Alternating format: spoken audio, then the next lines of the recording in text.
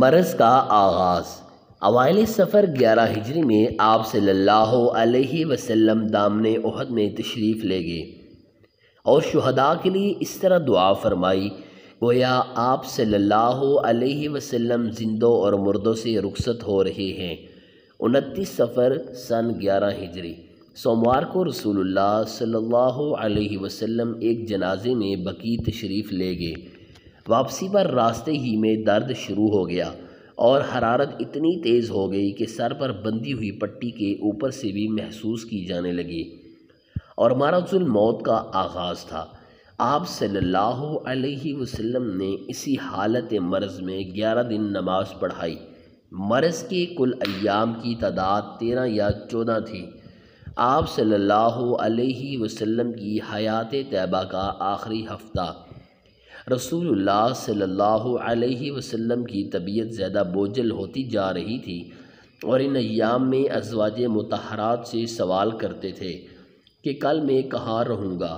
اس انداز سوال سے آپ صلی اللہ علیہ وسلم کی مقصود ازواج مطہرات سمجھ گئیں اور عرض کیا گیا آپ صلی اللہ علیہ وسلم جہاں چاہیں رہیں۔ اس کے بعد آپ صلی اللہ علیہ وسلم حضرت عائشہ رضی اللہ عنہا کے مکان میں منتقل ہو گئے اور آپ صلی اللہ علیہ وسلم حضرت فضل بن عباس اور علی بن ابی طالب رضی اللہ عنہما کا سہارا لے کر درمیان میں چل رہے تھے۔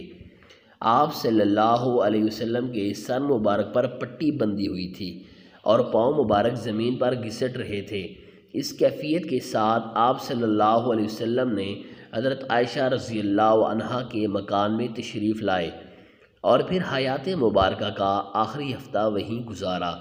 حضرت عائشہ رضی اللہ عنہا معوذات اور آپ صلی اللہ علیہ وسلم سے حفظ کی ہوئی دعائیں پڑھ کر آپ صلی اللہ علیہ وسلم پر دم کرتی رہتی تھیں اور برکت کی امید پر آپ صلی اللہ علیہ وسلم کا ہاتھ مبارک آپ صلی اللہ علیہ وسلم کے جسم مبارک پر پھیرتی تھیں اور برکت کی امید پر آپ صلی اللہ علیہ وسلم کا ہاتھ مبارک آپ صلی اللہ علیہ وسلم کے جسم مبارک پر پھیرتی تھیں۔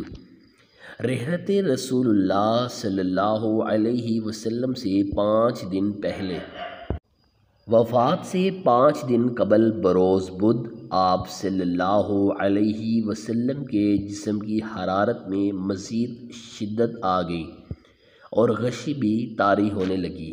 آپ صلی اللہ علیہ وسلم نے فرمایا مجھ پر مختلف کنوؤں کے ساتھ مشکیزیں بہاؤ تاکہ میں لوگوں کے پاس جا کر وصیت کر سکوں۔ چنانچہ آپ صلی اللہ علیہ وسلم کو ایک ٹب میں بٹھا کر اتنا پانی ڈالا گیا کہ آپ صلی اللہ علیہ وسلم کہنے لگے بس بس۔ اس وقت آپ صلی اللہ علیہ وسلم نے کچھ تخفیف محسوس کی اور مسجد میں تشریف لے گئے۔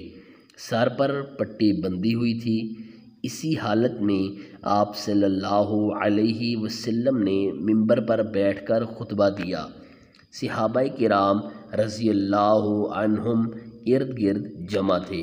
آپ صلی اللہ علیہ وسلم نے فرمایا یہود و نصارہ پر اللہ کی لعنت ہو کہ انہوں نے اپنے انبیاء کی قبروں کو مساجد سجدہ گاہ بنائے۔